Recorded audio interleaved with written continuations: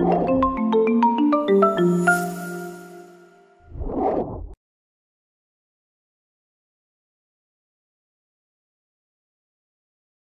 tous, on vous propose de débuter la session, si vous voulez bien vous asseoir. Très bien, donc bienvenue à cette session qui s'inscrit dans le cadre des GECO étudiants 2021. Donc Marie-Claire Duval et moi-même sommes ravis d'animer. Donc je vous rappelle l'objectif de cette session, c'est que vous, donc étudiants des délégations des divers établissements et universités, puissiez en fait échanger avec notre superbe panel d'intervenants, donc sur la thèse, les parcours de recherche, les concours, les choix de carrière, les débouchés professionnels, etc. Donc je vais commencer par vous présenter très brièvement nos 7 intervenants. Donc nous avons, alors je vais procéder par ordre alphabétique, donc nous avons le plaisir d'accueillir aujourd'hui Camille Aït-Youssef, qui est maître de conférence à l'université, et donc Camille qui est plutôt spécialisée dans les matières premières, notamment agricoles. Ensuite, donc Lisa Chamois, qui est maître de conférence à Paris 1, Panthéon-Sorbonne, qui est spécialisée en économie expérimentale et économie des réseaux. À côté de moi, donc Magali Dauvin, qui est économiste à l'OFCE, spécialiste de macroéconomie internationale. Lorraine Stagnol, alors je vais dire parole alphabétique, mais je vois Lorraine, donc alors je vais, voilà. Donc parole alphabétique, Thomas Garcia, qui est économiste à la Banque de France et qui travaille sur les questions de risque et politique macro-prudentielle. Marion Mercier, tout au bout, donc Marion, qui est chargée de recherche CNRS à l'Université Paris-Dauphine PSL et spécialiste d'économie du développement. Et puis donc je reviens un petit peu vers le centre de la table avec Anthony Paris, qui est maître de conférence à l'Université d'Orléans, spécialiste en économie de l'énergie, et Lorraine Stagnol, qui est économiste au sein d'Amundi, au département de recherche en finance quantitative et qui est donc spécialiste de finance quantitative. Alors, quelques mots sur l'organisation de la session. Donc, on va avoir une succession d'interventions de la part de nos 7 intervenants, donc, autour de 4 questions qui vont s'articuler en 2 temps. On aura un premier temps avec 2 questions sur la thèse et un deuxième temps avec 2 questions également, mais plutôt sur l'insertion post-thèse. Nous prendrons ensuite, bien entendu, et c'est le but de cette session, tout le temps nécessaire pour échanger avec vous autour des questions que vous aurez à poser à nos intervenants. Donc, on va demander peut-être aux intervenants d'intervenir en 3-4 minutes pour chacune des questions que nous allons vous poser. Donc, si vous en êtes d'accord, je vous propose de débuter avec la première des 2 questions sur la thèse. Et on va commencer par répondre par ordre alphabétique, donc avec Camille et ainsi de suite. Et pour la deuxième question, on fera en sens inverse, voilà, pour un petit peu changer. Donc, première question que je vais vous poser à tous, c'est pourquoi vous avez décidé de réaliser une thèse? À quel moment vous avez pris la décision? Comment vous avez choisi votre sujet de recherche et la méthodologie qui accompagne ce sujet? Et quelle était, selon vous, l'originalité principale de votre thèse? Donc voilà, premier bloc de questions sur vraiment le pourquoi de la thèse, le comment, etc. Donc Camille, si tu veux commencer.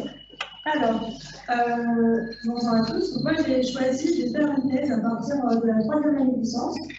On devait faire un mini-mémoire. Et j'avais vu un reportage sur les relations entre les marchés financiers et les marchés agricoles qui m'avait beaucoup plu. Et donc, j'avais choisi d'utiliser ce sujet dans mon mémoire. Et ça a guidé les problématiques pour mes mémoires de master.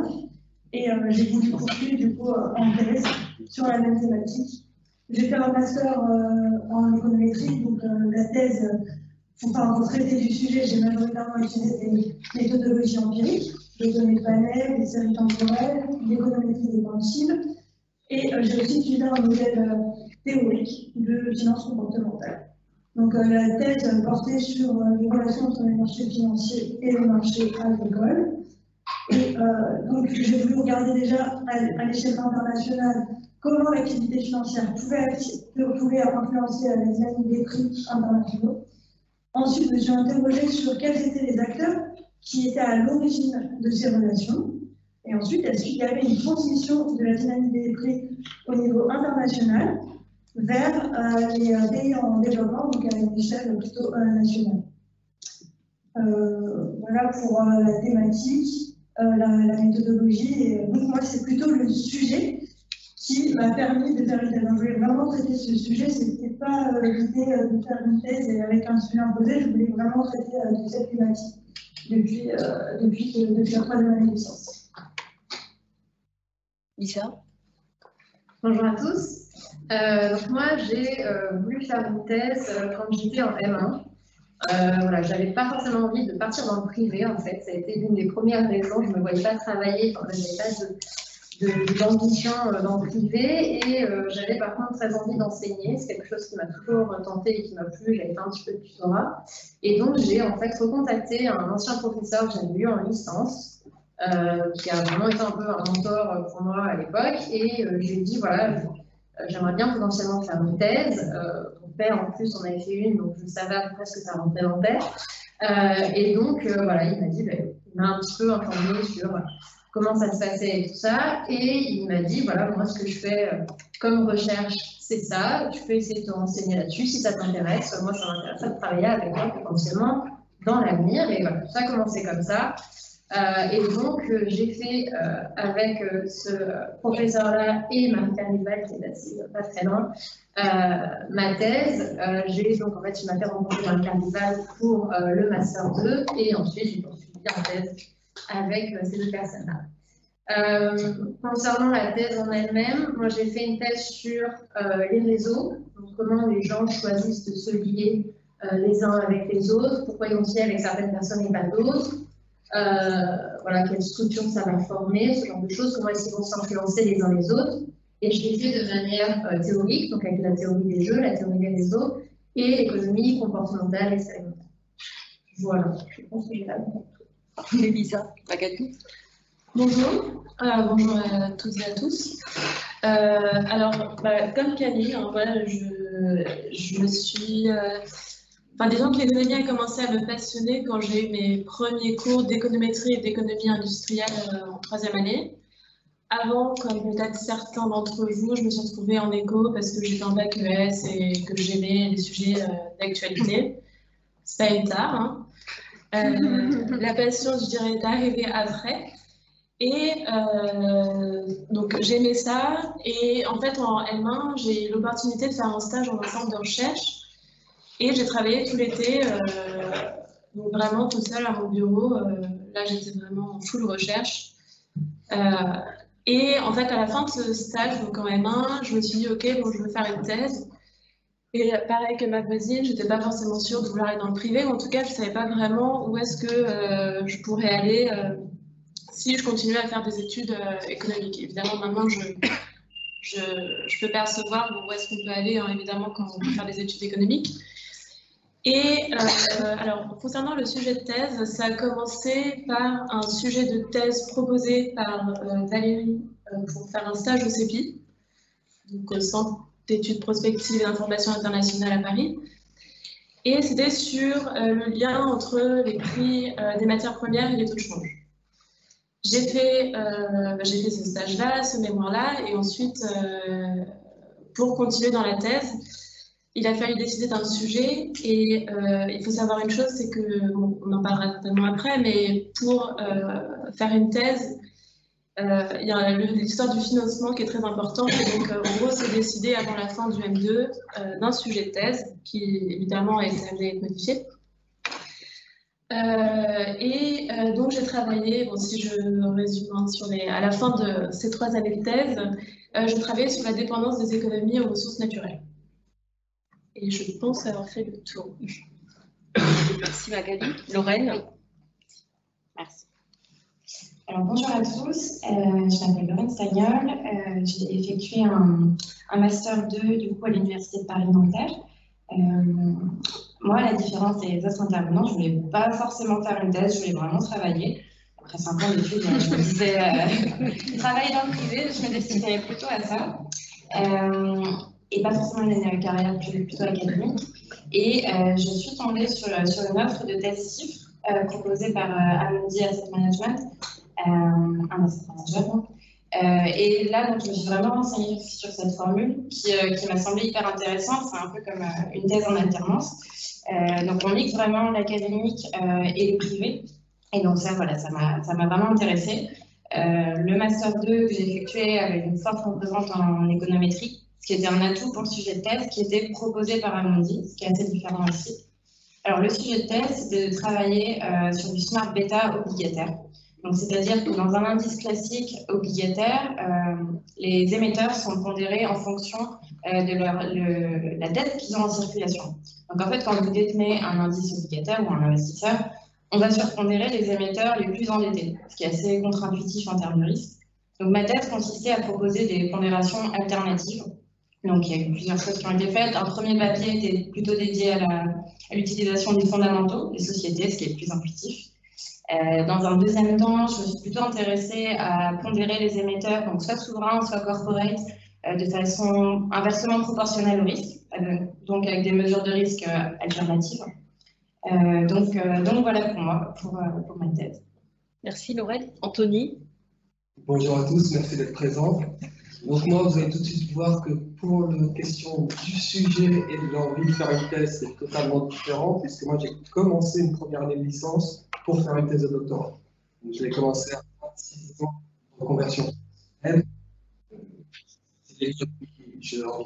Par hasard, c'était pleine crise financière et économique, donc c'était un sujet qui m'intéressait. Donc pendant mes 3 premières années de licence, j'ai déjà commencé à travailler sur mon sujet, qui devait être à l'origine l'impact des politiques d'austérité sur l'endettement public. Et après les 2 années de master, où j'ai encore continué à faire tous mes dossiers sur ce sujet, en début de master 2, on a proposé un contrat de thèse au sein de l'Institut français du pétrole et des énergies nouvelles, sur la question des biocarburants, de mesurer les impacts macroéconomiques et les impacts sur les prix agricoles, mais aussi de voir toutes les perspectives de futur sur leur développement. Et du coup, en fait, j'ai accepté ce sujet-là à la place du mien, et notamment, je ne sais plus qui en parlait, tout simplement pour le financement. J'avais directement le financement qui était assuré pendant 3 ans, avec beaucoup de facilité, puisque c'était un centre de recherche de 3500 chercheurs, donc j'étais très bien accompagné. Mais par contre, moi, je n'ai pas eu le choix de mon sujet, même si des fois, je me dis que j'aurais bien aimé faire mon propre sujet de thèse. J'en ai dessus pendant 3 ans. Thomas. Merci, bonjour à tous. Pour moi, la décision de faire une thèse a été prise assez tard. Moi, j'étais à l'ENSAE à l'époque, l'École nationale de statistique et d'administration économique, et j'avais fait 2 stages de césure, donc un stage dans un laboratoire de recherche en Australie et un stage dans un cabinet de consulting en concurrence. Et mon cœur balançait entre les deux idées, donc plutôt une carrière dans le privé ou une carrière plus académique, en commençant par une thèse. Donc en dernière année de l'ENSAE, j'ai fait la dernière année un master recherche pour avoir les 2 voies ouvertes, mais je ne savais toujours pas dans quelle voie j'allais m'engager. Et je dirais, je pense à peu près en mai, j'ai finalement décidé de ne pas faire de thèse, décision sur laquelle je suis revenu, puisque finalement j'ai fait un stage de fin d'études que je pensais plus professionnel que ce qu'il n'était vraiment. J'ai en fait plutôt fait de la recherche que des missions pour le privé. Et j'y ai pris un certain goût, et en plus j'ai eu une opportunité que j'ai trouvée très intéressante. Donc j'ai été recontacté par des chercheurs australiens, français mais travaillant en Australie, pour monter un projet de co-tutelle, donc à moitié à Lyon et à moitié en Australie, donc sur des sujets qui, on verra peut-être sur les sujets après, mais je trouve assez intéressant. Et donc du coup, c'est plutôt l'opportunité qui a fait que je me suis lancé dans cette aventure qu'est la thèse assez tardivement, donc au courant de l'été. Donc sur le sujet, je pense qu'il faut bien distinguer, ça dépend peut-être de mon expérience, hein, peut-être il y a d'autres exemples, mais le sujet initial du sujet final, puisque j'ai l'impression qu'il y a beaucoup de gens qui rentrent avec un sujet et en fait qui ressortent en faisant totalement quelque chose de différent. Donc si vous avez une possibilité de faire une thèse avec un sujet qui ne vous parle pas forcément plus que ça, je pense que vous pouvez garder à l'esprit qu'il est possible de faire évoluer un sujet au cours d'une thèse. Donc moi, mon sujet initial, c'était d'appliquer l'économie expérimentale à la décision médicale. Donc essayer de réfléchir à comment les médecins prenaient en compte des enjeux asymétriques dans les décisions. Et le sujet final a été plus théorique et donc couvrait plutôt la décision individuelle en risque et en incertitude. Et peut-être juste sur le sujet de thèse, un conseil que j'aurais, même si on va revenir sur la question plus tard, je pense que ce qui est important, c'est d'avoir un sujet aussi qui correspond bien à votre directeur de thèse. Donc, moi, je vous déconseillerais d'imposer un sujet. Je serais plutôt, je pense que le sujet, c'est mieux de le définir en interaction avec la personne, parce que si la personne qui vous encadre n'est pas très concernée par le sujet, au fur et à mesure de la thèse, ça peut être préjudiciable. Ouais, ça peut être sur le sujet thèse. Marion? Bonjour à toutes et tous. Moi, mon expérience de début d'envie de faire de la recherche et d'envie de faire une thèse ressemble un peu à celle de, je pense que c'était Camille tout à l'heure, c'est à partir d'un mini-mémoire en fait, que j'ai eu l'occasion de faire en M1. Dans une discipline qui était l'économie du développement, j'ai découvert à ce moment-là à la fois une discipline qui m'a énormément intéressée, qui me donnait envie de travailler là-dessus, et puis l'approche et la recherche, ce que c'est concrètement pour faire la recherche, c'est un peu particulier, que j'ai eu l'occasion d'écrire à ce moment-là et qui m'a beaucoup plu. Et donc c'est ça qui a motivé mon envie non seulement de faire une thèse, mais aussi de m'orienter vers le métier de chercheuse. Et donc à la suite de ça, j'ai fait un M2 de recherche en développement, avec un stage à l'Agence française de développement, donc ça m'a un peu confirmé là-dedans. Je n'étais pas tout à fait prête à attaquer la thèse à ce moment-là, donc j'ai décidé de faire un deuxième M2 pour avoir un peu plus de temps pour construire le projet de thèse. Et c'est vrai que c'est une année qui m'a permis de vraiment préparer mon entrée en thèse avec un peu les outils, ce qui n'était pas fait un an avant. J'ai eu besoin d'un peu plus de temps pour maturer le projet. Donc cette année-là m'a permis de construire le sujet qui s'est trouvé à l'intersection un peu de trois choses. Il y avait mes intérêts propres, les choses sur lesquelles j'avais envie de travailler. En l'occurrence, pour moi, c'était vraiment les questions de développement, économie politique, de migration internationale et de conflits aussi.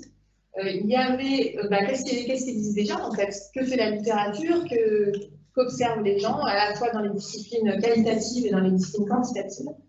Et puis il y avait troisièmement la disponibilité des données. Quand on travaille de façon empirique sur des pays en développement, c'est une contrainte importante à prendre en compte. Et donc voilà, l'intersection de ces trois sphères-là a donné un peu le canevas de ma thèse qui portait sur l'impact de la migration internationale sur les pays d'origine des migrants. Et ce que j'ai un peu essayé ce que j'ai eu à cœur de faire pendant la thèse, c'est essayer de regarder les choses qui étaient étudiées de façon qualitative, mais peu étudiées de façon quantitative.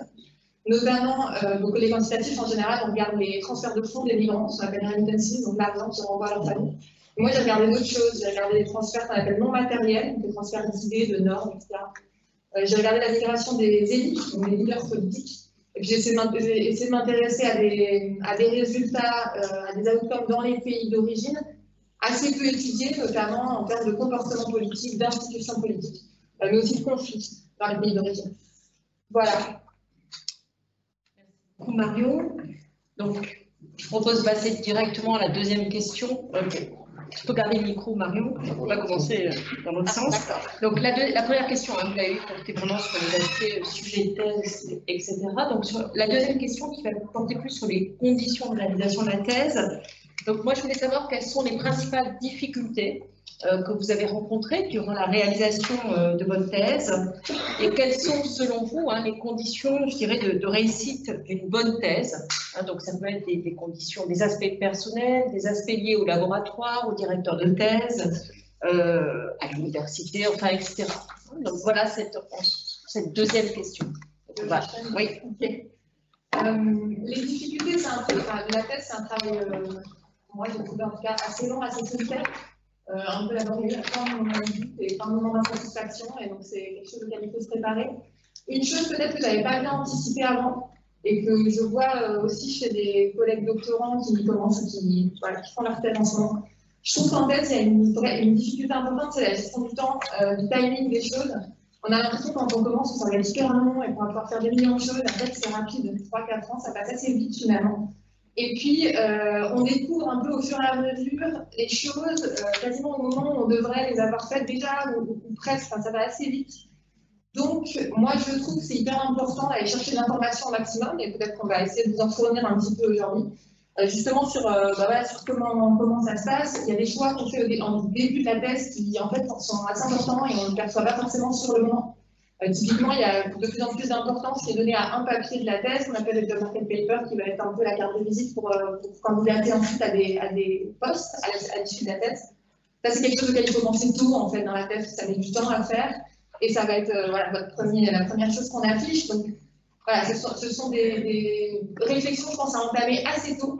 Et il me semble que c'est la difficulté principale dans la thèse, comme on est un peu seul, lâché dans un environnement nouveau, d'aller chercher l'information pour organiser les choses et pouvoir anticiper les choses de la manière la plus sereine et optimale, quoi. Donc, pour moi, les conditions de réussite, bon, il y a la condition de financement, ça a déjà été abordé. C'est sûr que faire une thèse non financée, c'est super difficile. Certains y arrivent hein, et le font très bien, mais c'est un gros challenge. Donc, trouver un financement, c'est un premier point, je pense.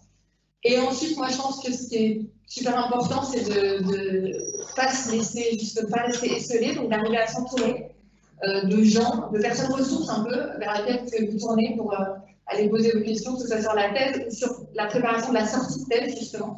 Ça peut être le directeur, mais c'est pas obligé, en fait. Je trouve que c'est bien de pouvoir aller parler à d'autres seniors. Peut-être ce que moi j'ai trouvé chouette en tant que doctorant, c'était d'aller parler à des jeunes seniors, si je peux dire, qui sont souvent un peu plus dispo, qui ont un peu plus de temps, et puis qui sont passés par là assez récemment, qui se rappellent un peu les difficultés que ça représente et tout ça. Moi, je pense qu'il ne faut vraiment pas hésiter à aller chercher ces contacts-là, chercher des contacts aussi avec les autres doctorants qui, généralement, traversent un peu les mêmes difficultés. Et c'est s'intégrer dans une vie scientifique. Et peut-être un dernier point, moi j'ai trouvé ça super de faire un listing. J'ai eu la chance de faire ça au milieu de ma thèse, donc j'ai passé un semestre dans une autre université. C'est pas extrêmement exotique, je suis partie en Belgique. Mais en fait, c'était très très enrichissant au plan scientifique. C'était très très utile aussi du point de vue de la construction de mon réseau pour ensuite aller chercher des postdocs, etc. Et puis d'un point de vue personnel, c'est très agréable de s'alléger quand même un semestre, malgré tout, c'est quand même un petit peu long. Donc voilà. Je trouve que si vous avez la possibilité de faire ça, c'est vraiment très très chouette de pouvoir le faire. Alors, donc, pour commencer par les difficultés, bon, je ne triche pas, hein, c'est marqué sur le papier, mais je pense que le caractère indépendant de la recherche est donc aussi assez solitaire et quelque chose qui peut être difficile à vivre. Et donc effectivement, il faut déjà en être conscient. On va à certains moments se retrouver face à soi-même, puisque dans une entreprise, à la fin de l'année, je pense qu'on peut capitaliser sur le bilan de l'entreprise. On va dire, on a une entreprise qui fonctionne bien. Dans un laboratoire, ça ne fonctionne pas comme ça. À la fin de 3 ans, quand un chercheur se valorise, il ne va pas jouer sur le nombre de publications du laboratoire, le nombre de publications de ses collègues. Donc il va jouer sur ses publications à lui. Donc il y a une obligation de production dans une thèse qui peut apporter un certain stress, du coup, en plus, lié au fait d'être solitaire. Et donc je pense qu'il faut avoir une capacité d'adaptation pour pouvoir aller chercher du coup les gens avec qui il va être possible de travailler, et aussi beaucoup de ténacité pour pouvoir ne pas baisser les bras lorsqu'il y a des difficultés, puisque en gros, bon, la thèse c'est quand même un peu une sorte de voyage initiatique, hein, et il y aura toujours des inattendus, des choses qui n'iront pas, comme il y aura des grandes joies, hein, des fois des choses qui vont très bien, donc il faut être quand même assez persévérant à mon avis. Sinon, peut-être sur le choix du directeur de thèse, je pense qu'il y a une sorte de compromis entre la notoriété et la disponibilité. Donc, la notoriété, idéalement, il faudrait les deux, hein, puisque la disponibilité va vous permettre d'être accompagné, de voir souvent le directeur de thèse, et donc bien pour faire avancer une thèse. Et la notoriété de même, puisque avoir quelqu'un qui vous encadre, qui a une bonne réputation, qui est bien installé, donne aussi des opportunités. Et c'est difficile en fait d'avoir des gens qui ont les deux qualités, puisque forcément quelqu'un qui est très installé a beaucoup de responsabilités, beaucoup de doctorants. Quelqu'un qui est moins installé est plus disponible. Et donc là-dessus, je pense que l'option de la codirection peut être intéressante. Donc, personnellement, moi, c'est ce que j'ai la chance d'avoir. Donc, j'étais encadré à la fois par Marie-Claire Vival et par quelqu'un qui était à l'époque en postdoc. Donc, du coup, ça permettait d'avoir ce mix entre de la disponibilité et de la notoriété.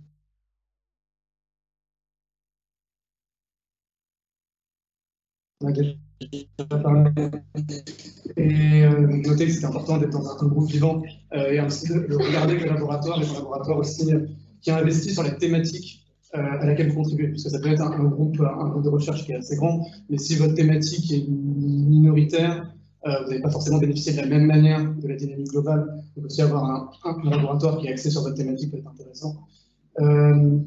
Et peut-être pour finir, aussi réfléchir un peu, essayer de, je pense que c'est le plus dur, hein, mais essayer d'avoir un coup d'avance et donc de réfléchir à ce que vous voulez faire après la thèse, puisque c'est vrai que en fonction des possibilités, enfin, des applications de votre thèse, il y aura des possibilités après thèse qui seront très différentes. Donc peut-être réfléchir donc un peu en avance de phase pour pouvoir tirer le maximum de votre thèse sur votre thèse. Je vais revenir rapidement sur le côté directeur de thèse, justement. Je pense que plus que le sujet, c'est le premier point qui va faire que votre thèse va réussir ou non. Parce que certains directeurs vont être très présents, que ce soit scientifiquement, mais même émotionnellement. Ils vont toujours être derrière vous pour savoir si dans votre vie perso ça va bien, pour pouvoir être à fond dans la thèse. D'autres seront totalement absents et vous allez les voir 2, 3, voire 4 fois dans l'année, c'est pour être gentil. J'ai mon propre exemple où j'ai été co-encadré par plusieurs chercheurs, dont une présente qui a été très présente pour moi, et un deuxième chercheur qui était un jeune MCF, qui avait peu de responsabilités. J'ai vu cette personne-là 3 fois en 3 ans, et qui n'était pas présente non plus pour ma soutenance. Donc en fait, si votre directeur de thèse n'a même pas le temps de vous suivre, de vous conseiller, que ce soit déjà sur vos thématiques de recherche, que parfois ce soit pour vos vies personnelles, parce que vous pouvez avoir des problèmes de vie personnelle pendant votre thèse, vos directeurs sont là pour ça aussi, c'est déjà un gros handicap. Donc en fait, le choix de votre directeur est prépondérant pour la bonne tenue de votre thèse. Deuxième point, mes collègues en ont parlé, c'est un travail très solitaire. Et certains doctorants ont tendance à s'enfermer de plus en plus dans cette solitude, voire même ne plus venir au bureau, etc., et essayer de bosser chez eux. Alors qu'une thèse, ce n'est pas un travail personnel purement. Vous avez beaucoup de chercheurs autour de vous qui, même en discutant, vont parfois vous faire gagner 3 mois de recherche parce que vous n'avez pas posé la bonne question. Ils vont vous poser la bonne question, vous allez vous dire « Ah oui, mais pourquoi j'y ai pas pensé ?» Ou vont vous emmener vers certaines personnes qui vont avoir des connaissances sur les sujets et ça va vous faire gagner 3-4 mois. Et pendant ces 3-4 mois, vous n'allez pas être sur vous-même en train de réfléchir et de vous dire bah, « je vais peut-être arrêter en fait ». Et ça, malheureusement, c'est souvent cette solitude qui fait qu'on peut perdre des doctorants pendant leur année de thèse, surtout si ce n'est pas 3 ans, mais 4 ans, 5 ans, 6 ans. Là, ça commence à être de plus en plus difficile. Et dernier point, c'est aussi beaucoup sur l'organisation. Parce que là, on parle beaucoup de thèse, mais il y a aussi beaucoup de la publication scientifique à faire, bien sûr. Mais il y a aussi participer à des conférences, donner des cours, aider un peu sur l'administratif. Donc en fait, on a énormément de tâches à faire. Si vous avez des difficultés d'organisation, il va falloir vraiment vous cadrer. J'ai une amie là en thèse qui, tous ces lundis matins, sa première heure, c'est à faire un planning de toute sa semaine. Sinon, elle sait qu'elle n'est pas capable de gérer l'ensemble des tâches qu'elle a à faire, donc elle se cadre totalement. Et ben, je vois bien, elle avance super bien. Et par contre, il faut prendre le dessus de j'ai beaucoup de choses à faire, comment je le fais, est-ce que je suis capable? Si je suis capable de faire tout, ok, mais sinon, il faut savoir se faire. Alors moi de mon côté, j'ai été très bien encadrée à la fois par mon labo, par ma directrice de thèse et aussi au sein de l'entreprise. Ça c'est vrai qu'à la différence des thèses plus académiques en chiffres, le fait d'être au travail tous les matins, c'est hyper stimulant. Ça évite un peu les baisses de régime, surtout moi je travaille dans une équipe de recherche, donc voilà on échange tout le temps. Et j'ai eu la chance parce que mon sujet de thèse, j'avais vraiment énormément de temps, je dirais 80% de mon temps en entreprise était dédié à ma thèse. qui bien sûr servait à mon employeur. Mais voilà, j'ai eu vraiment du temps à dédier à mes travaux. J'ai quand même travaillé sur des sujets annexes, bien sûr, par mon poste à la recherche quantitative. C'était hyper intéressant, c'est des choses que j'ai pu valoriser ensuite. J'ai pu discuter avec plein de professionnels, des analystes, des gérants, des personnes du risque, de l'IT. Et ça, c'était vraiment super.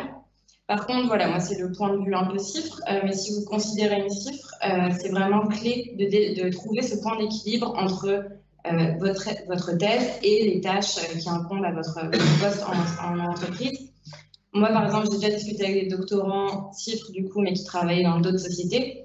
Par contre, eux, ils n'avaient pas le temps d'avancer sur leur thèse toute la journée au travail. Ils se retrouvaient à la faire, du coup, le week-end ou le soir. C'était clairement pas des bonnes conditions. Voilà pour moi. C'est un autre point aussi, quelque chose auquel je ne m'attendais pas forcément au début, mais c'est on fait des vraies économies d'échelle, c'est-à-dire que mon premier papier, je pense que ça m'a pris plus d'1 an d'arriver au bout. Le deuxième, 6 mois ou 9 mois, et le troisième, c'était vite réglé. Et voilà, on apprend, et ça, c'est assez stimulant, parce qu'on se dit, mince, si j'ai mis 1 an à sortir le premier papier, il y a encore toute l'intro et tout ça à rédiger, donc voilà, on apprend avec le temps. Merci Laurel. Magali. Merci. Alors, pour les précédents intervenants, j'ai entendu beaucoup le mot solitude, et c'est vrai que quand je repense à la thèse, je me suis évidemment sentie seule à des moments, mais c'était plus seule par rapport à l'entourage qui ne fait pas de thèse et qui n'est pas dans la fac et qui pense qu'on est encore, qu'on est étudiant et qu'on fait que étudier tout le temps et qu'on est seul devant notre bibliothèque. Ce qui a été dit aussi ici, c'est que la présence au bureau et le fait d'aller voir des gens, en fait que vous n'êtes absolument pas seul, parce qu'il n'y a pas un seul doctorant ou même un seul MCF ou professeur qui ne sera pas passé par là où vous êtes passé. Et pour donner un exemple, moi j'étais dans un bureau, on était 5 collègues, en plus on avait fait un master ensemble. Bon, après des journées de travail, ou même il y avait certaines journées où on s'amusait, on se faisait des blagues, on passait des bons moments, et ce qui permet finalement de relâcher un peu la pression et de se remettre au boulot à un moment donné, parce qu'il faut effectivement finir la thèse. En ce qui concerne la compatibilité du directeur de recherche, je suis d'accord que le directeur de recherche est très important. Après, il faut qu'il soit compatible en termes de caractère, parce qu'il y a des personnes qui vont vouloir foncer tête baissée et qui savent très bien ce qu'elles veulent faire et qui n'ont pas besoin qu'on leur sonne les cloches. Je suis désolée pour l'expression. Et il y en a d'autres qui vont avoir besoin qu'on les voit tous les mois ou je sais pas, tous les 2 mois, histoire de remettre les choses un peu à leur place. Et si jamais on se perd, 2 mois, en fait, ça peut paraître rien, mais parfois il manque 2 mois pour finaliser un pied ou quand on doit envoyer un papier pour une conférence ou ce genre de choses. Et alors moi, ce que j'ai trouvé plus difficile dans la thèse, c'était surtout de voir plus loin que la thèse, parce qu'on a tendance... on voit la thèse et la soutenance, pas la soutenance, plutôt le dépôt de thèse, comme vraiment le Graal, le jour où on va pouvoir respirer, etc. Et puis, en fait, évidemment, on respire le jour où on dépose sa thèse, mais il y a la soutenance après, qui est un moment très agréable finalement, parce que c'est l'aboutissement, on est content de présenter ce sur quoi on a travaillé pendant au moins 3 ans. Mais en fait, il faut voir la thèse vraiment comme un passeport, en fait. C'est un passeport qui va vous permettre parfois d'accéder à certains postes, parce qu'il y a des postes où on va vous demander une thèse en économie, par exemple. Évidemment, pour être économiste, on n'a pas forcément besoin d'une thèse. Et donc, ce qu'il faut vraiment voir, c'est essayer de voir un peu plus loin que la thèse, parce que parfois, c'est vraiment dur quand on est dans un tunnel, on est en plein été, tout le monde est en vacances, on a un chapitre à finaliser, on est en galère. Si on voit un peu plus loin, ça nous permet de se dire que au bout, il y a de la lumière. Voilà. Et dernière chose, le fait de s'entourer, d'aller voir du monde, d'aller en conférence, même si c'est pas facile pour tout le monde, d'aller présenter des papiers devant des gens qu'on ne connaît pas, dans un pays dans lequel on n'est pas allé, dans une fac qu'on ne connaît pas. En fait, c'est un peu stressant, ça fait peur, etc. Et en fait, ça peut mener à des superbes rencontres. Pas forcément en conférence, mais même au sein du laboratoire. Moi, j'ai fait mon dernier chapitre avec un ancien chargé de télé, avec qui on avait l'habitude d'échanger dans le bureau. Et donc, il faut savoir aussi une chose, c'est que dans la thèse, on peut coécrire certains chapitres. Donc, finalement, il y a des fois, on peut ne pas être seul. Et une chose alors, très concrète, le rétro-planning, c'est très important. Rétro-planning, juste très rapidement, hein, vous vous dites, bon, bah, dans 3 mois, il faut que j'ai fait ceci, j'ai fait cela. S'il y a une conférence, bah, vous dites, OK, à ce moment-là, la deadline, c'est le 15 décembre, eh bien, il faut que j'ai envoyé mon papier ou un abstract à ce moment-là. Donc voilà, peut-être que pour l'instant, ça ne vous dit rien, mais si vous êtes en thèse, peut-être que ça vous reviendra un jour. Le rétro-planning, ça permet de faire parfois avancer pas mal les choses. Merci. Il y a beaucoup de points qui ont déjà été abordés, donc je vais essayer de trouver de nouvelles choses à vous dire. Pour sûr, la principale difficulté, c'est le financement, ça a déjà été dit. Mon conseil là-dessus serait de ne pas avoir qu'un seul plan, mais de regarder un petit peu ce que vous pouvez faire d'autre à côté, quels seraient les potentiels plans B, C, D, etc. Parce que voilà, viser juste une bourse de thèse, cette bourse-là dans cette université que je veux, ça peut ne pas être suffisant et voilà, ça peut être très compliqué ensuite à gérer. Donc voilà, pour moi, c'est vraiment la plus grosse difficulté. La deuxième un peu difficulté que je verrais, c'est que finalement, vous allez vous retrouver à travailler sur le même sujet pendant minimum 3 ans, parfois 4, parfois 5, parfois 6, ça va dépendre du temps que vous allez prendre pour la finir. Donc, le choix de superviseur, j'y reviendrai, est ultra important, mais le choix du sujet, il est aussi, parce que travailler sur quelque chose qu'on n'aime pas pendant 3 ans, c'est juste pas possible. Donc, vraiment, choisissez un sujet qui vous inspire. N'allez pas là-dedans si ce n'est pas un sujet.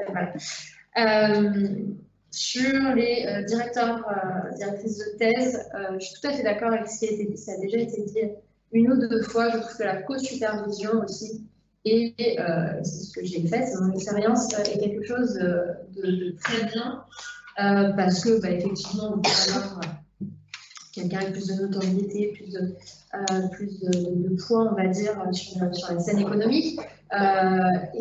Mais aussi parce qu'il y a des directeurs de thèse qui vont travailler de différentes manières. Et vous aussi, vous allez être peut-être des fois très autonome, vous n'allez pas avoir besoin de voir beaucoup votre directeur de thèse ou votre directeur de thèse. Et puis des fois, vous allez avoir besoin de les voir beaucoup. Donc voilà, il faut vraiment trouver quelqu'un ou plusieurs personnes du coup, qui ont le même rythme finalement de travail que vous. Il y a des directeurs de thèse qui ne pourront pas vous voir toutes les semaines, tous les mois ou je ne sais quoi. Donc, il faut bien être aussi sur le même plan, sur le sujet, mais aussi, je trouve, sur le rythme de travail, parce que ça peut être compliqué sinon à gérer. Voilà. Un autre point que je voulais aborder, c'était sur le fait de vraiment essayer, pendant la thèse, de se construire un réseau. Alors, ma thèse n'a pas du tout été très solitaire, elle était plutôt solidaire, parce qu'on a été, j'ai eu la chance, on a été un grand groupe de doctorants à arriver d'un coup dans le labo, donc on était un bon groupe tous ensemble à faire face aux mêmes choses à peu près en même temps. Donc finalement, voilà, ça a été quelque chose d'assez solitaire. Et voilà, mon point, c'était essayer vraiment de construire un réseau avec les autres doctorants, avec les gens du laboratoire. N'hésitez pas à aller parler aux gens. Les gens sont toujours ravis de parler de leur sujet de recherche et de ce qu'ils connaissent et de ce qu'ils aiment. Et surtout aussi les gens qui viennent présenter en séminaire externe. N'hésitez pas à aller les voir, à leur poser des questions. Généralement, les chercheurs étrangers qui viennent faire des séminaires à la fac sont là disponibles pour avoir des slots pour rencontrer les doctorants et tout ça. Allez leur parler, ils seront ravis de vous aider même sur vos papiers. Je finis un dernier point, ce que je trouve le plus difficile dans la recherche de manière générale, c'est qu'on adore commencer les nouveaux projets, on est au début super excités, etc. Et ce qui est très difficile, je trouve, c'est de finir et de vraiment finaliser, de polir un papier et de faire en sorte qu'il soit publiable. Voilà, ça je trouve que c'est un point qui est difficile, parce qu'on a eu un peu l'impression de faire le tour, voilà, il est écrit, voilà, j'ai fait ce que je voulais faire, le gros est fait, disons. J'ai répondu à peu près à la question, mais vraiment arriver à polir un papier pour qu'il soit présentable et publiable dans une bonne revue, c'est ce qui est parfois compliqué et ce qui prend en fait beaucoup de temps. Voilà. J'ai pas grand-chose à rajouter, hein. Juste pour revenir sur le financement, c'est vrai, pour moi, ça a été pour moi la partie qui a été la plus difficile. Pour ma part, en septembre, je ne savais pas si j'allais faire une thèse parce que je n'avais pas trouvé de financement et pourtant j'avais passé l'été à chercher. Et j'ai trouvé un financement en trouvant en même temps mon directeur de thèse. C'est pour ça que je suis partie de l'université dans laquelle j'ai fait mon master, donc je suis partie à l'université de Lorraine. Donc j'ai rencontré mon directeur de thèse, j'ai présenté le projet, enfin c'est plutôt Valérie Gagnon qui a présenté le projet, et ça lui a plu et on a pu échanger. Et je pense que le choix entre une thèse CIFRE et une thèse avec un contrat doctoral, ça se réfléchit. Il faut vraiment savoir si on est prêt à travailler en entreprise en même temps, parce que Lorraine a eu la chance de pouvoir consacrer un temps conséquent à ses recherches, mais ce n'est pas forcément le cas. Donc il faut vraiment voir en amont quelles seront les conditions de réalisation de la thèse quand on a un contrat CIFRE. Voilà pour le financement. Concernant le directeur de thèse, je pense aussi que c'est une condition importante pour réussir sa thèse. Et je pense que la communication avec le directeur de thèse est très importante. C'est-à-dire qu'il y a des directeurs de thèse qui vont cadrer dès le départ. Par exemple, tous les 2 mois, on a un rendez-vous et on échange. Puis, il y a des directeurs de thèse qui sont disponibles à la demande. Moi, c'était mon cas. Mais il faut du coup oser envoyer un mail, spécifier quand ça ne va pas, pour pouvoir avancer. Donc, pour ma part, je n'ai pas osé directement. Et c'est au moment où j'envoyais des mails, j'avais toujours des réponses. Et je me suis dit, ben voilà, c'est comme ça que ça fonctionne. Donc, il faut vraiment comprendre quelle est la communication qu'on a avec son directeur de thèse. Et autre chose, c'est pas linéaire. La première année, il sera plus disponible parce que c'est le début de la thèse, il y a tout à faire et on ne sait pas forcément par quoi commencer. Notamment, la revue de littérature est tellement large qu'on ne sait vraiment pas par quel papier commencer, quel est le papier fondateur. Enfin, c'est compliqué de s'y retrouver. Et là, en général, le directeur de thèse est plus présent. Et pareil, lors de la dernière année de thèse, là, le directeur de thèse sera aussi plus présent puisqu'il faut relire le manuscrit entièrement, il faut trouver les membres du jury de thèse, enfin voilà, là il est plus présent. Et pareil, sa disponibilité dépendra aussi de s'il coécrit le papier avec vous, parce que évidemment, s'il y a une coécriture avec son directeur de thèse, là, vous avez beaucoup d'interactions avec le directeur ou la directrice de thèse pour les papiers qui sont coécrits. Donc je pense vraiment qu'une des clés de la réussite, c'est la communication avec son directeur ou sa directrice de thèse. Sur la partie environnement, je pense aussi que le choix du labo de recherche est très important. C'est-à-dire que si votre sujet d'ethèse s'inscrit dans un axe majeur du laboratoire, vous allez avoir beaucoup d'enseignants-chercheurs avec lesquels vous allez pouvoir interagir et aussi des doctorants qui travaillent sur des thématiques qui sont proches des vôtres. Alors, vous pouvez aussi être dans un laboratoire dont le sujet de thèse n'est pas un axe majeur. Mais par contre, ça ne nous empêche pas d'aller toquer aux portes pour rencontrer les chercheurs qui peuvent travailler sur des thématiques proches ou pas, parce qu'il y a des méthodologies qu'on peut utiliser pour des sujets qui sont différents. Et échanger aussi avec des doctorants quand le sujet de thèse n'est pas le même et n'est pas proche, c'est aussi très important parce qu'ils vont remettre en question votre schéma de pensée, en fait, puisqu'ils n'ont pas lu les mêmes articles que vous. Et ça peut vous permettre de prendre conscience que peut-être que vous n'êtes pas sur la bonne route, contrairement à ce que vous pensiez jusque-là. Donc, vraiment, échanger avec son directeur de thèse, avec les autres membres du laboratoire, c'est très important. Pour ma part, je n'ai pas eu trop de direction, mais par contre, j'ai eu beaucoup de contacts avec les jeunes chercheurs du laboratoire dans lequel j'ai fait ma thèse, et notamment sur la partie théorique de la thèse, c'était compliqué parce que je n'avais pas une formation théorique forte, donc j'ai pu échanger avec les jeunes chercheurs pour créer le modèle théorique et ça a été très utile. Donc la communication c'est très important et c'est aussi très important pendant les conférences, qu'elles soient en France ou bien à l'étranger et qu'elles soient sur votre thématique de recherche ou bien de générale, parce que vous allez faire des rencontres, vous allez étendre votre réseau, même si c'est pas facile, hein, comme l'a dit Magali, c'est pas forcément facile de présenter un papier quand on débute, mais c'est potentiellement lors de ces occasions que vous allez pouvoir par exemple rencontrer un membre du jury pour votre soutenance de thèse. Ça a été mon cas. Ça m'a permis aussi de rencontrer des chercheurs qui travaillaient sur des thématiques proches. Voilà. Et concernant le caractère personnel, je pense qu'être autonome, c'est une caractéristique très importante pour pouvoir réussir une thèse. Et pour moi, ça a été un travail solitaire. Alors, je n'étais pas seule parce que dans notre laboratoire, tous les doctorants étaient dans le même bureau, donc on était 14.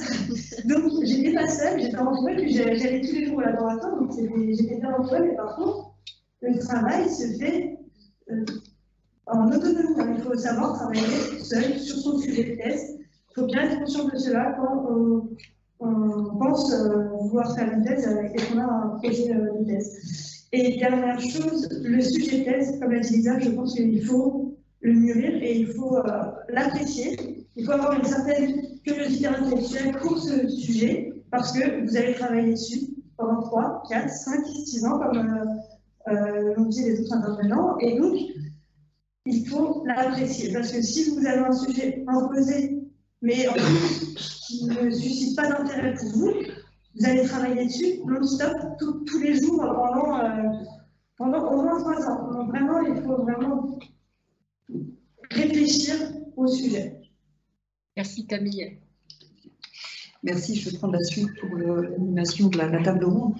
Alors, vous avez fait des témoignages extrêmement intéressants sur toutes les questions qu'on se pose au début d'une thèse, au moment de l'entrée dans la thèse et pendant la thèse. Au risque de vous décevoir, une fois qu'on a soutenu la thèse et qu'elle est terminée, on se pose encore plein d'autres questions. Et en particulier concernant le parcours professionnel et les conditions de l'insertion professionnelle. Donc moi, j'aimerais bien que vous nous parliez de vos témoignages maintenant sur pourquoi avoir choisi une carrière académique ou non académique. On peut faire une thèse CIF et rentrer dans une carrière académique après. On peut faire une thèse académique et chercher un emploi dans le secteur privé ou public à la suite. Comment vous avez fait ce choix? Si vous avez fait le choix académique, fallait-il faire un postdoc? Faut-il le faire en France, à l'étranger? Comment le trouver? Si vous avez cherché une carrière académique, est-ce que c'est à l'université? Est-ce que c'est au CNRS? Voilà, moi j'aimerais bien que vous nous racontiez un petit peu comment vous avez résolu ces équations. Alors, on va recommencer à nouveau avec Camille. Okay. Alors, pour ma part, après la soutenance de la thèse, j'ai voulu faire un postdoc pour prendre le temps de ne faire que de la recherche, parce que j'avais des missions d'enseignement pendant que je faisais mon doctorat, et je voulais me consacrer qu'à la recherche pour savoir si un poste dans l'académique, ça pourrait me plaire ou pas, mais plutôt en tant que maître de conférence, donc avec de l'enseignement. Et donc pour ça, déjà, me concentrer que sur la recherche, ça me permettait de savoir si ça valait le coup ou pas. Donc j'ai cherché un postdoc sur le job market européen. Donc en fait, il y a 2 jours consacrés, c'était à Rotterdam, il me semble, cette année-là, où tous les jeunes chercheurs, tous ceux qui viennent d'avoir une thèse, se donnaient rendez-vous au même endroit et du coup, on avait des entretiens d'embauche avec les institutions et puis les universités européennes. Et puis en même temps, j'ai une possibilité de faire un postdoc à AgroParisTech, à l'antenne de Nancy. Et le sujet du postdoc m'intéressait beaucoup. Donc j'ai décidé de le faire. Et je me suis rendu compte pendant ce moment-là que la partie enseignement, finalement, me manquait. Donc j'ai bien compris que j'aimerais être maître de conférence, enseignant-chercheur à l'université et pas chercheur au CNRS. Et donc en parallèle de mon postdoc, j'ai postulé au poste de maître de conférence, donc j'ai fait la campagne. Alors la première année, je m'étais dit que ça me permettrait de voir un peu comment ça a fonctionné, et puis ça me permettait d'avoir une première approche, finir mon postdoc et puis postuler, refaire la campagne une deuxième fois parce que je ne pensais vraiment pas que ça serait possible. Et puis finalement, j'ai obtenu un poste pendant la première campagne, donc j'ai démissionné, puis j'ai pris le poste de conférence. Voilà, est-ce que je pense que c'est tout. Est-ce qu'il y avait d'autres aspects à... Non, on reviendra après pour un dernier tour de piste sur les conseils en matière de choix d'insertion. Oui, donc pour ma part, effectivement, un petit peu pareil, j'ai choisi l'académie parce que je voulais vraiment enseigner, c'est quelque chose qui m'a toujours un peu fascinée et je voulais vraiment enseigner à la fac, donc c'est vrai que le choix de, encore une fois déjà en master, comme je vous l'ai dit, je n'avais pas très envie de partir dans le privé et pendant la thèse, ça s'est confirmé, je voulais rester à l'école, entre guillemets. Donc voilà, je savais que de toute façon, je voulais continuer d'enseigner et faire de la recherche, donc forcément j'ai mis de côté le fait d'être chercheur CNRS, qui est en plus extrêmement difficile à avoir. Voilà, avoir un poste de chercheur CNRS et je pense encore plus difficile, enfin si on pourrait faire un classement, il est encore plus difficile, je pense, que d'avoir un poste d'enseignant-chercheur. Donc voilà, et du coup, à la fin de ma thèse, même avant de soutenir ma thèse, en fait, j'ai commencé à chercher des postdocs à l'étranger. Alors, pourquoi à l'étranger? C'est déjà parce que j'avais la flexibilité de faire ça. Vous savez que j'étais un peu mobile, voilà. Je ne voulais pas absolument rester en France, donc je me suis permise de faire ma recherche en Europe. Je ne vais pas partir plus loin, mais au moins en Europe. Donc, j'ai commencé à chercher des postdocs à la fin de ma thèse. J'en ai trouvé un donc, en Allemagne, à Heidelberg, où j'ai passé 2 ans, moi aussi, à faire de la recherche et de l'enseignement. Donc, l'enseignement, du coup, moi aussi, il m'a manqué. Ce postdoc, je l'ai trouvé d'ailleurs, donc, je n'ai pas fait, moi, le job market européen, je l'ai trouvé simplement sur il y a un Google Group, une espèce de forum de l'ESA, de l'Economic Science Association, où il y a beaucoup de postes qui sont postés dessus, donc des postes de postdoc, de doctorat, de maître de compte, assistant de compte, etc. Donc voilà, c'est là-dessus que je l'ai trouvé. Donc j'ai fait donc, mon postdoc en Allemagne pendant 2 ans. En plus, pour faire un postdoc en Allemagne, il n'y a pas besoin d'avoir soutenu sa thèse pour pouvoir commencer son postdoc. Donc voilà, n'hésitez pas à commencer à chercher même avant d'avoir vraiment finaliser toute la thèse, parce que certains pays sont plus flexibles que la France pour démarrer un postdoc. Et voilà, et en fait, le postdoc en France, pour ensuite aller sur le job market et trouver un poste d'enseignant-chercheur en France, le postdoc devient un petit peu maintenant, je dirais essentiel, mais c'est vrai qu'on a besoin souvent, après la thèse, d'avoir encore au moins 2 ans, 3 ans de recherche pour avoir un dossier assez solide pour pouvoir se confronter au marché en France et trouver potentiellement un poste de maître de compte, par exemple. Donc voilà, d'où le fait que j'ai voulu faire un postdoc avant de me lancer sur le job market. Et après 2 ans de postdoc en Allemagne, j'ai fait le marché uniquement en France. Cette fois-ci, je voulais revenir en France, je voulais revenir à l'enseignement. Et donc, j'ai fait le marché et j'ai réussi à avoir mon poste à Paris. Voilà, à peu près. Merci. Alors, après avoir soutenu ma thèse, j'ai passé 1 an à l'université de Nanterre, voilà, où j'ai fait ma thèse en tant qu'ATER. Donc, je donnais des cours, je faisais de la recherche. Et donc, je me destinais à devenir maître de conférence, en tout cas à espérer un poste de maître de conférence, postes qui, je le rappelle, sont extrêmement rares. Enfin, c'est très difficile d'avoir un poste de maître de conférence aujourd'hui. Et avant les auditions, en fait, je me suis rendu compte que j'étais pas forcément prête à quitter Paris, parce qu'il faut savoir que du coup, si les postes sont chers, il y a des chances que vous acceptiez des postes partout en France, si vous vous destinez à rester en France. Et donc, juste avant les auditions, je me suis dit, non, finalement, je vais aller voir du côté du privé comment ça se passe. Oui, pour être totalement honnête, après un an avoir donné plein de cours, j'en avais marre. J'étais rincée. Voilà, donc je me suis dit, autant aller voir ailleurs, parce que on va avoir tendance à se dire que si enfin moi en tout cas c'est ce que je me disais, j'avais peur de rester à la fac et de me dire zut, peut-être que si un jour je vais aller dans le privé, je vais être bloquée parce que les employeurs vont se dire ah, aller rester à la fac trop longtemps, parce qu'il y a des employeurs qui se disent ça, je pense qu'on en parlera à la prochaine question. Et du coup, je suis partie dans le privé, dans une PME, faire de la prévision sur le secteur du bâtiment, donc quelque chose qui était complètement différent de la thématique de thèse. Quand vous travaillez dans une PME, vous travaillez pour des clients finalement, et ça ne va pas à tout le monde, en tout cas ça ne m'allait pas. Et 1 an après, j'ai postulé à l'OFCE, donc qui est un centre de recherche qui, si vous souhaitez être praticien, c'est-à-dire vraiment si vous souhaitez être conjoncturiste, en fait, c'est un super. Je dirais, c'est un centre de recherche qui permet à la fois de faire de la conjoncture, donc faire de la prévision 2 fois par an. On a des événements en octobre ou en avril.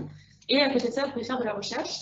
Donc moi, je me suis destinée plutôt à une carrière non académique, mais sachant que vous pouvez avoir des postes qui vous permettent par exemple, si vous aimez l'enseignement, moi, je pourrais être amenée à donner des cours. Bon, il se trouve que je ne fais pas ça actuellement. Mais voilà, du coup, je ne me suis pas du tout destinée à une carrière d'académique, mais encore une fois, il n'y a rien qui est figé. Hein, je veux dire, La route est longue. Voilà. Alors, de mon côté, après ma thèse, j'ai eu quand même la qualification MCF. Par contre, je suis restée dans le privé. J'ai quitté la France, je suis partie en Belgique 3 ans, chez Andréane, donc un autre asset manager. Et là-bas, j'étais gérante de portefeuille obligataire. Donc, c'est super intéressant, hyper dynamique, clairement, très ancré dans l'actualité. Par contre, c'est vrai qu'on a moins de temps pour la recherche, forcément, vu ce métier. Et moi, ce qui me frustrait un petit peu, c'est que donc, les décisions d'investissement qu'on pensait au quotidien étaient vraiment basées sur notre analyse de la macroéconomie. Enfin, je veux dire, c'est assez difficile, on se trompe souvent, par exemple. Et je veux dire qu'on a un background quantitatif. En fait, on n'a pas forcément envie de faire cette analyse à la main un petit peu, on a envie de développer des modèles pour ça. Donc, je suis revenue chez Amundi en 2020. Et cette fois-ci, par contre, je travaille plus sur les obligations, mais sur les actions. Donc, pour moi, c'est hyper rafraîchissant après avoir passé 6 ans à travailler sur une classe d'actifs. Voilà, là, j'en ai une nouvelle. Voilà. Donc moi, comme je vous avais dit précédemment, j'avais repris des études pour être chercheur et en fait très rapidement à la faculté d'économie de Rennes, j'ai adoré les cours de certains profs et je me suis dit bon, je veux faire de l'enseignement aussi en fait. Donc je me suis vite renseigné. On m'a dit l'université ou l'école de commerce. J'ai dit l'école de commerce, ça va pas être possible pour moi. Je n'ai pas trop m'entendre avec les étudiants à mon avis, donc je vais rester dans l'université. Donc, à la suite de ma thèse, j'ai fait 1 année de contrat d'attaché temporaire d'enseignement et de recherche à l'Université de Paris-Nanterre, le temps de préparer la campagne d'audition pour être maître de conférence. Et j'ai eu la chance d'obtenir dès la première audition un poste à l'Université d'Orléans. Donc, j'étais à la fois content de pouvoir continuer à faire de la recherche et de donner de l'enseignement, parce que j'avais toujours la possibilité de faire un postdoc pendant 1 an, 2 ans, le temps d'avoir un poste, parce que comme Camille, si je me rappelle bien, il y a très peu de postes pour beaucoup de postulants. Je pense que c'est au moins peut-être un peu un ratio d'un poste pour 15 postulants, je pense. Donc c'est très très difficile, donc j'étais hyper heureux de l'avoir dès la première année. Et vraiment, même pendant la thèse, en fait, on commence à donner des cours. Et à ce moment-là, j'ai su que oui, ça me passionnait tout autant de donner les cours et de la recherche. Et j'ai notamment 2 étudiants qui sont là, ils pourront me dire que oui, quand je donne le cours, je donne tout. Donc, ça doit être passionné, il fallait que je mette des conférences.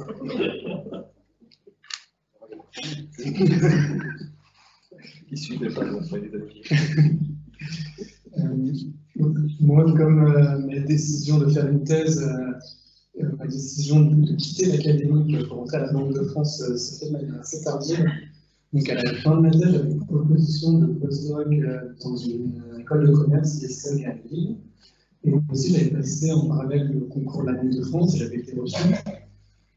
Donc, j'avais ces 2 offres sur la table, une dans le monde académique et une pas dans le privé, dans le public, mais pas directement dans le monde académique. Et pour mettre les pieds dans le plat, hein, je pense que les conditions ont quand même beaucoup joué à ma décision, en toute honnêteté, puisque ça, comme ce qu'il faut savoir, c'est que, en tout cas en début de carrière dans le monde académique, il y a des questions de stabilité qui sont parfois difficiles à gérer, dans le sens où un poste stable met beaucoup de temps à être obtenu. Donc, on commençait déjà par 3 ans de thèse, puis après souvent un postdoc, puis après parfois un autre postdoc, pour avoir une titularisation, donc un poste stable. Et donc là, j'avais d'un côté un CDI à la Banque de France, et de l'autre côté un poste de c'était 2 ans dans une école de commerce, donc cette dimension de la décision. Pour continuer à mettre les pieds dans le plat, juste la dimension salariale n'est pas à ignorer totalement, hein, parce qu'on parle quand même d'un métier. Je pense qu'au-delà de ce qu'on fait dans ce métier, il y a aussi les conditions pour le faire. Et dans cette réflexion globale, ça me dit plutôt pencher pour la Banque de France. Surtout que je pense que ce qu'il faut savoir, c'est qu'il y a quand même pas mal d'organisations, de c'est en fait partie, mais la Banque de France aussi, qui, en dehors de l'académie, permettent aussi de faire de la recherche. Et donc, par exemple, à la Banque de France, il y a environ 150 chercheurs et un volume à près de 100 publications par an. Et je pense que ce sont des institutions qui peuvent permettre de faire de la recherche dans de très bonnes conditions. Je pense que c'est intéressant de voir ce genre d'institution, et ça rejoint un peu ce qui avait été dit avant sur la possibilité de faire des tests chiffres. Donc, ce qui est intéressant quand c'est des tests chiffres pour les gens qui veulent faire une thèse, mais pas forcément continuer dans l'académique après, c'est que vous allez directement être en contact du monde de l'entreprise, et donc vous allez pouvoir, après votre thèse, vous n'allez pas avoir de rupture. Donc pour passer du monde académique au monde non académique, vous êtes dans une sorte de continuité. Je pense que ça peut être assez intéressant. Voilà, je pense que ça a été pour la décision. Et oui, aussi à la même comme c'était dit avant, il y a aussi de donner des cours et voilà, faire de la vraie recherche. Donc je pense que c'est intéressant, et moi en tout cas qui m'a convaincu. Pour ce qui me concerne, le choix de l'académie n'est pas vraiment un choix, en fait, c'est vraiment ce que j'avais en tête un peu à 100% depuis le début, donc c'est pas à la fin de la thèse que je me suis un peu posée sur ce que je vais vers l'académie ou pas, c'était un peu déjà décidé dans mon esprit, mais du coup, effectivement, c'est assez naturel de partir en postdoc, parce qu'en fait, jusqu'à la fin de la thèse, ça permet de...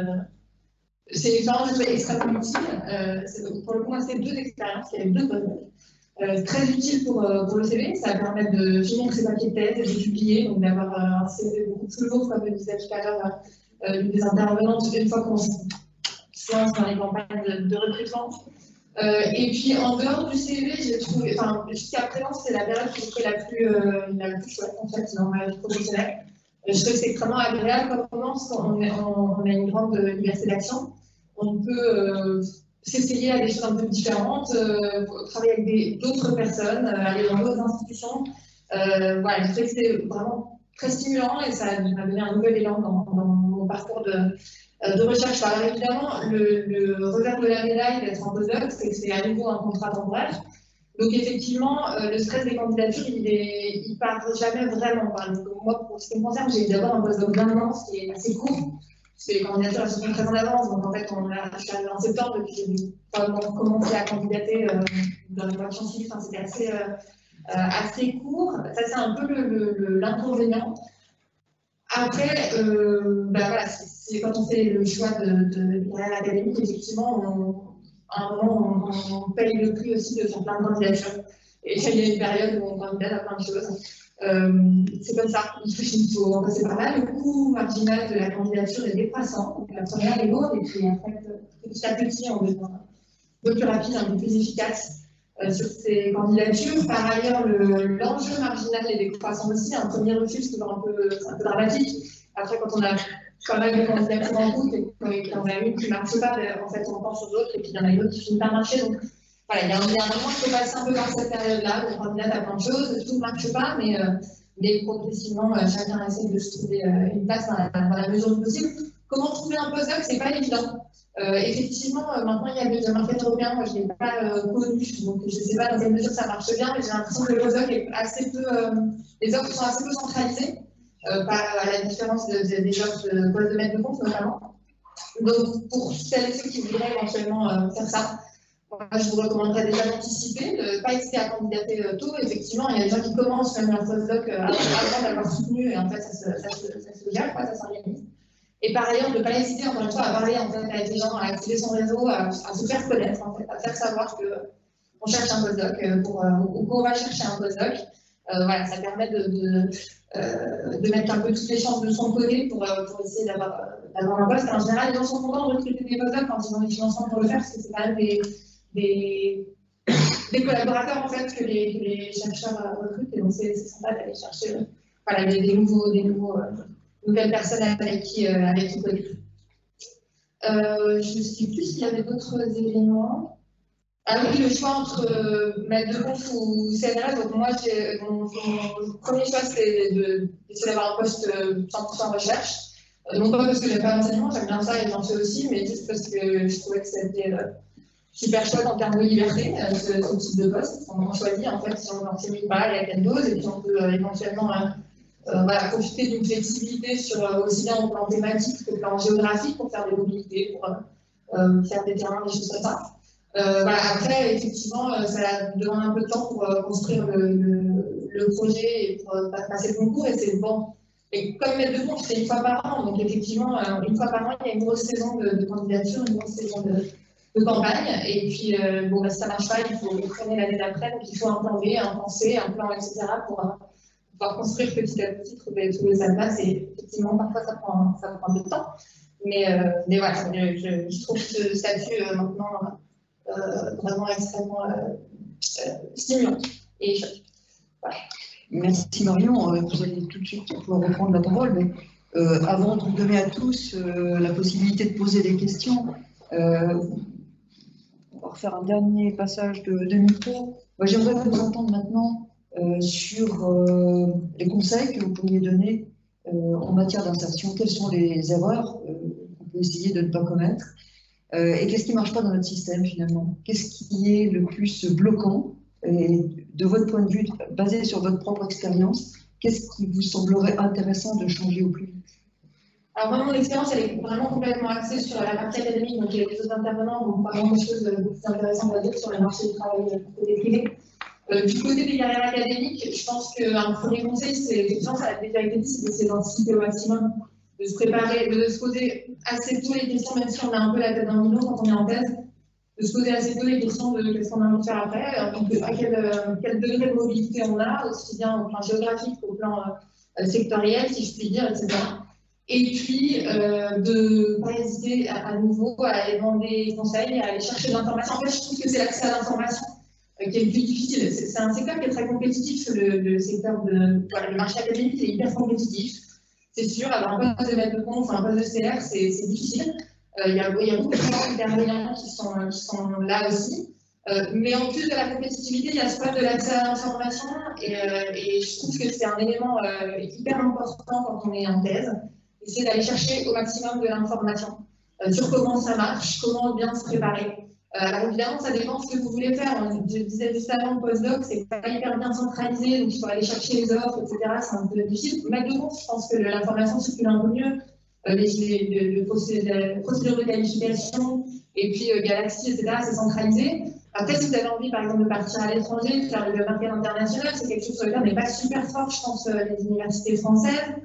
Ça se prépare, il y a des codes qu'il faut connaître en fait, et donc il faut aller chercher les gens qui les connaissent pour qu'ils vous les donnent, tout simplement. Donc, effectivement, je pense qu'il y a un vrai effort à faire pour aller chercher de l'information, et cette information, elle est hyper importante pour se préparer de manière optimale à ce marché qui est un vrai marché. Un dernier élément par rapport à ça, et ça fait écho un peu à ce qu'elle a dit tout à l'heure, je crois que c'était Lisa, sur les conditions pour bien réussir sa thèse, etc. Je pense que c'est hyper important pendant la thèse de s'entraîner à parler de sa recherche. Parler de sa recherche, c'est un exercice qu'on vous demandera de faire très régulièrement quand vous candidaterez. Alors ça peut être de façon très formelle, dans un séminaire, ça peut être dans un flyer, donc un séminaire où on vous fait venir dans l'université. Ça peut être simplement en audition, ça peut être aussi dans des contextes informels, aller déjeuner avec des gens de l'université qui vous invitent. Et en fait, ces situations-là, elles peuvent être très stressantes, c'est des exercices, quoi. Et je trouve que s'entraîner pendant la thèse à parler aux gens de ta recherche, voilà, les gens qu'on ne connaît pas, leur raconter sur des choses très très différentes, leur raconter en 3 phrases sur quoi on travaille et faire passer l'idée que ce qu'on fait, c'est hyper intéressant. Bah, ça, c'est un exercice auquel il faut s'entraîner, je pense, pendant la thèse. Parce que quand on est en fait en train de faire sa thèse, l'enjeu il est pas très important. Au pire, on passe pas un très bon moment dans l'ascenseur avec cette personne, on patine un peu, mais c'est pas très grave. Le même exercice 2 ans plus tard, quand on est en train de déjeuner avec quelqu'un qui possiblement fait partie du comité pour recruter sur un poste qui vous intéresse, bah, l'enjeu est un peu plus lourd.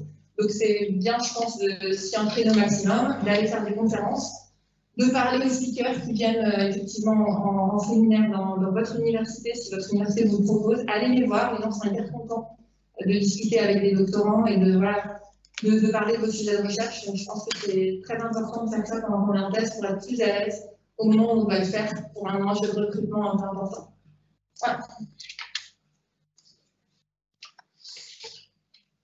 Pour commencer par les difficultés que j'ai rencontrées après ma thèse, moi j'ai dû me réinventer en grande partie parce que je suis passé de l'économie expérimentale à la stabilité financière.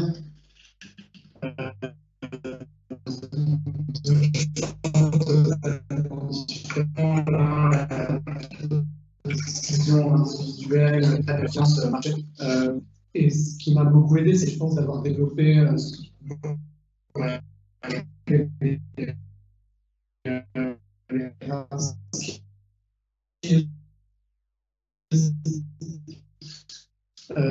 sont la programmation aussi, je pense que développer des compétences en programmation sont quelque chose qui vous sont utiles de toute manière et qui pourront vous permettre de passer au monde académique et de bien valoriser votre programme ou votre profil. Donc par exemple, coder en Python, en R, je pense que maintenant pour un économiste, c'est extrêmement important. Et donc je pense que c'est ce qui m'a aidé. Sinon, je pense qu'il faut faire assez attention parce que quand on rentre dans une thèse, c'est quand même un peu un effet tunnel et spécialement une thèse dans l'académie. C'est vrai qu'on va avoir tendance à plutôt être poussé par tenter de rester dans le monde académique. En tout cas, moi, c'est ce que j'ai senti. Donc, on va plutôt vous parler de postdoc, on va vous parler de poste de maître de conf. Et du coup, je pense qu'il faut réussir à prendre un peu de recul et c'est extrêmement difficile puisque vous êtes a priori, au moment de cette décision, en train de finir une thèse, donc il y a une grosse charge de travail à assumer, une certaine pression. Et donc, c'est en fait toujours quand on est pressé qu'il faut savoir prendre son temps. Et donc là, je pense que c'est important de réussir à prendre un peu de recul et de sortir un peu du biais que le monde académique peut avoir vers le monde académique, parce que c'est tout à fait normal, comme n'importe quel milieu a tendance à mieux se connaître que les autres milieux. Et bon, moi, ça me faisait un peu penser, puisque j'ai fait Maths P, en fait, à la sortie de Maths P, on ne dit pas quelle école vous intéresse vraiment. On vous dit essayez d'entrer dans l'école qui est la mieux classée dans les classements universitaires. C'est un peu la même mentalité. Pour moi, à la sortie d'une thèse, et je pense que c'est important de le savoir, pour aussi pouvoir, si vous, c'est pas votre objectif, puisque vous avez d'autres objectifs, pouvoir ne pas les oublier.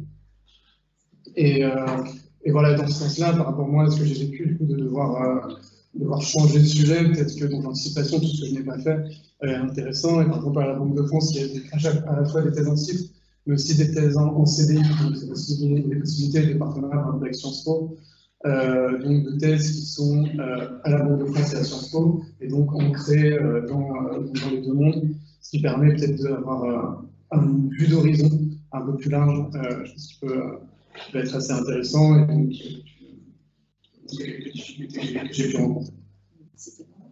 On va essayer de faire des réponses un peu courtes. Un peu courtes, on va avoir le temps pour les questions normales. Du coup, moi j'ai ciblé principalement sur la campagne pour être maître de conférence. Il y a quelque chose qu'il faut savoir, c'est qu'il y a une très grosse asymétrie d'information entre les universités et les postulants. Donc, en tant que postulant, on a une fiche de poste, voilà, qui est cherchée, et aucune autre information. Et pour trouver les autres informations dessus, il faut avoir un réseau, il faut avoir beaucoup discuté et se faire l'écho de mes amis dans le milieu. Et là, vous pouvez avoir des informations sur quel profil ils cherchent vraiment. Typiquement, moi, dans mon cas, j'ai pu avoir l'information qu'il voulait absolument quelqu'un qui habite à Rouen. Il refusait d'avoir un nouveau Parisien qui fasse des allers-retours juste pour donner cours.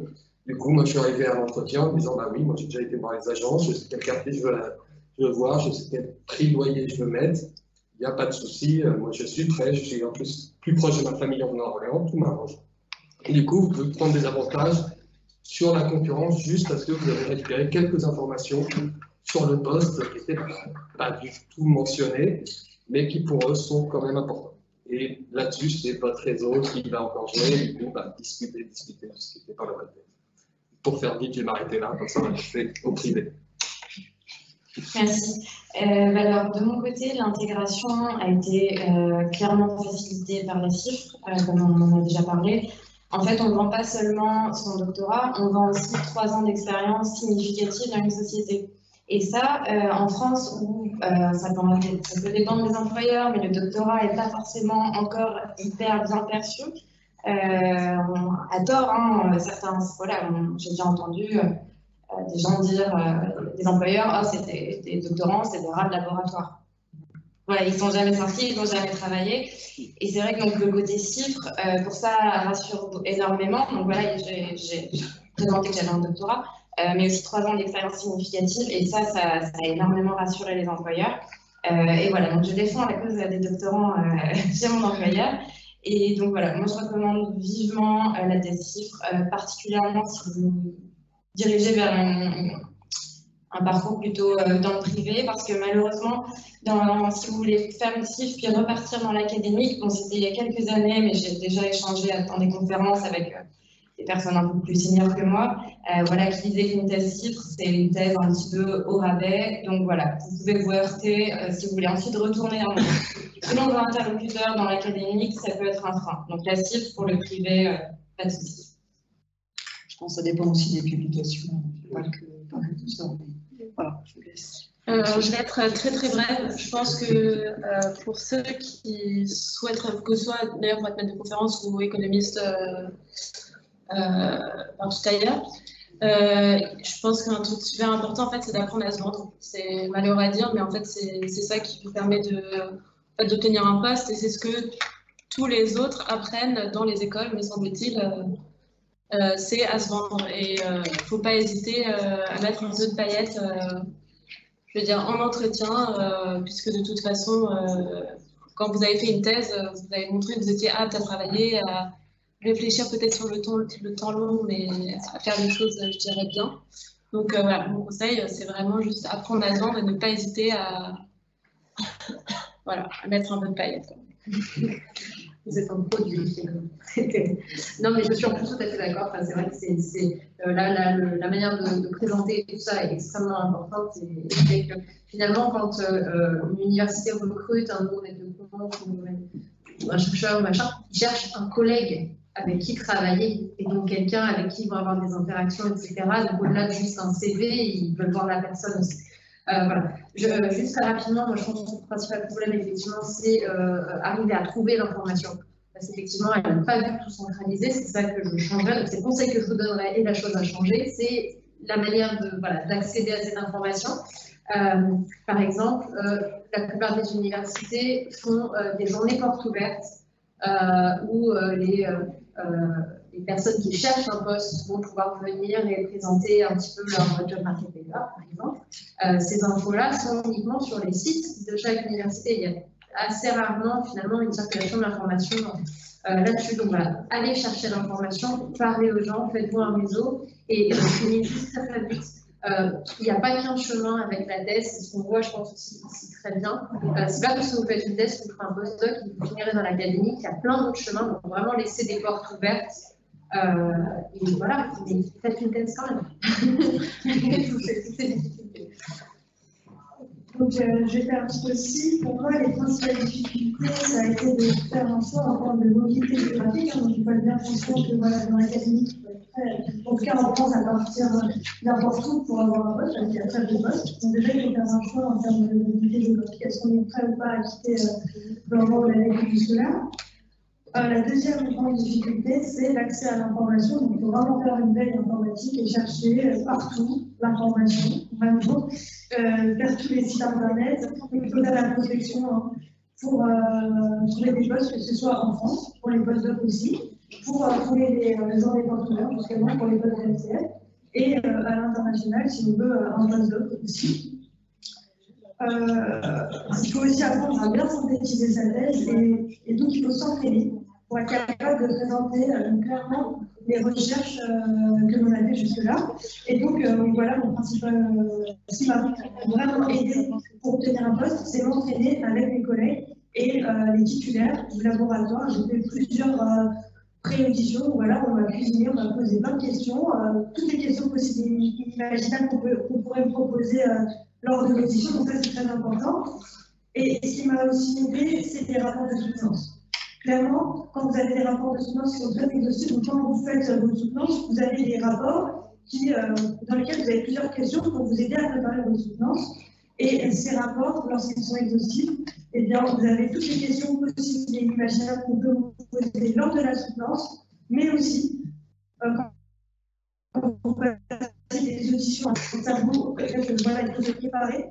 Et pour se préparer, il faut aussi bien choisir ses rapporteurs pour la support de sa thèse. Et il ne faut pas hésiter à toquer aux portes des titulaires pour s'entraîner pour les auditions de la MCF. Merci beaucoup. Alors, beaucoup d'informations ont déjà été échangées, néanmoins, vous avez sûrement encore plein de questions. La parole est à vous. Qui veut poser des questions sur... Qui peut prendre la parole pour commencer? Allez-y. En fait, pour trouver une thèse, en fait, je me pose la question, que dois-je faire en tant qu'étudiant de Master 2? Quel site dois-je visiter ou dois-je mettre sur Internet? Surtout que Lisa m'avait parlé d'un site appelé l'EXA, mais je ne sais pas si on a besoin. Où est-ce que vous trouvez une thèse? Donc, oui, désolé. Donc effectivement, moi je vais principalement, parce que je conseille à mes étudiants, c'est le groupe de l'ESAC, un espèce de forum sur forum Google, Inomix aussi, recense à peu près tous les PhD positions, assistant France, etc. En France, mais aussi partout dans le monde, je pense. Voilà, est-ce qu'il y a d'autres sites? Il y a plein d'autres sites, mais si vous tapez PhD position, ce genre de choses sur Google, vous trouverez plein de sites. Acadeus, ouais, l'AFSE également, enfin voilà, donc il y a plein de plateformes qui existent, donc voilà, il faut aller taper ça sur Google et vous en trouverez. Et rapidement, ça a l'air de faire les deadlines pour les doctorats. Ça commence très tôt, ça dépend des endroits. En général, les sélections se font au mois de juin. Quand ça passe par les écoles doctorales et par les compétitions classiques au sein des écoles doctorales, c'est en général au mois de juin. Et donc, ça veut dire qu'il faut quand même avoir déjà essayé de prendre contact avec un directeur de thèse potentiel au printemps. Et donc, il faut contacter les enseignants. Si vous avez un sujet de thèse, un domaine de recherche qui vous attire, vous contactez, vous essayez d'établir un lien et d'avoir de l'information de cette façon. Ok, merci beaucoup. Oui, question? Pendant la thèse, comment avez-vous des difficultés dans les financières? Est-ce que c'est facile de vivre, de vivre et de consommer en fait pendant la thèse?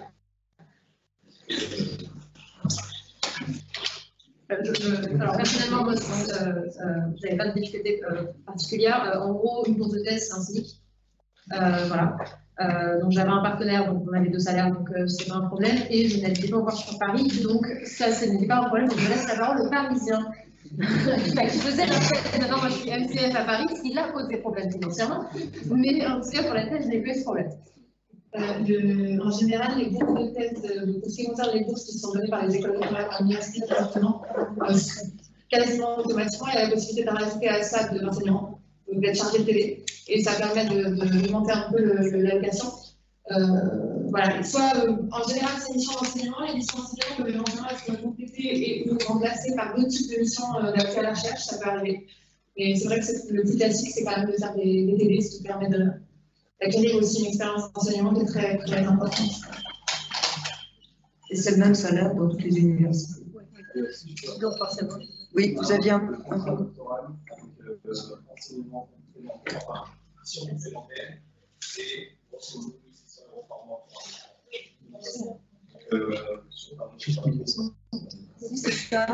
c'est pareil, c'est naturel.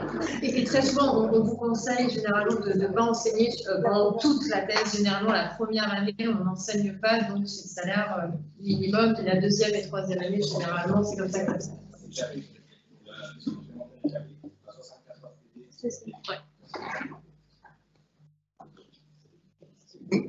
Oui, d'habitude, on a l'habitude de voir que la thèse, c'est une continuité du mémoire de master, donc dans la même école et déjà peut-être avec des superviseurs aussi du mémoire de master. Est-ce que vous avez un conseil pour ceux qui veulent aller dans d'autres universités? Comment approcher un directeur de thèse qui ne nous connaît pas par email, surtout? Quelle est la bonne approche pour avoir une réponse positive? Eh bien, alors, moi, c'est ce que j'ai fait, c'est mon cas, j'ai fait un mémoire de master sous la direction de Valérie Mignon, et j'ai eu un vrai directeur de thèse, et c'est pas moi qui ai trouvé mon directeur de thèse, c'est Valérie Mignon et Cécile qui se sont approchés de leur connaissance. Donc, c'est pas forcément l'étudiant qui va trouver son directeur de thèse en dehors de l'université, c'est plus en se rapprochant aussi de ces enseignants du master pour guider le choix, pour trouver son directeur de thèse en dehors de l'université, puisque vous avez fait si vous faites un mémoire par exemple avec un directeur ou une directrice de thèse, c'est cette personne qui sera la plus apte à vous conseiller pour trouver un directeur de thèse en dehors de cette université, puisque c'est la même thématique, donc ils se connaissent. On va prendre une dernière question et après il faut vraiment qu'on libère la salle. Donc s'il y a une dernière question, et puis sinon je pense qu'on reste à votre disposition pour continuer à échanger dans la soirée. Mais... Vous n'avez pas de regret d'avoir fait une thèse, aucun jour? Ah ben voilà, c'est... J'attends critiques sur l'académie, mais juste pour vous dire que absolument je me revenais, puisque au-delà des autres pour moi une thèse, c'est encore privé, tout pour la thèse, je pense que la thèse reste quand même un moment très agréable, c'est un moment dans lequel on a du temps pour penser et on donne une certaine confiance pour pouvoir penser. Et il y a quand même ce côté du voyage et de la formation qui est quand même extrêmement intéressant de toute manière. Donc, en tout cas, je pense que personnellement, je m'appelle tout d'avoir fait une thèse. Je pense qu'il faut parler au nom des Voilà, bah écoutez, j'espère que tous ces éléments vous seront utiles et vous ont donné de la matière à réflexion. Merci aux intervenants et merci à vous tous pour votre attention.